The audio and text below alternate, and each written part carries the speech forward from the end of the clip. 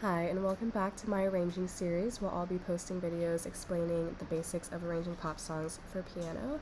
And in my final video of 8 videos, I'm discussing music from the 2020s, since this whole series is discussing music through the decades, starting from the 1950s and working our way up to today.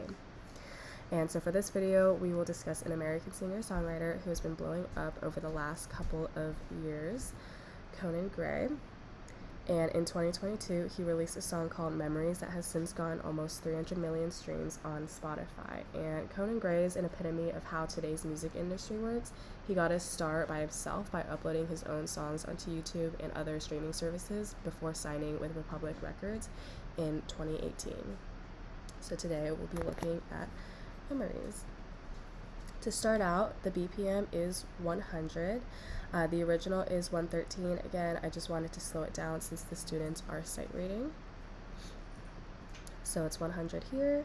The key signature is in C major, transposed up a half step from the original B major so the student can focus on the actual melody in the piece instead of 5 sharps.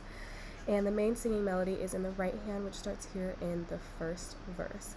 The left hand has a unique bass line that descends down the scale for the whole 8-bar progression, kind of like the famous canon in D. So we start with C, and then B, A, G, and so on and so forth until it ends on the 5, which is G.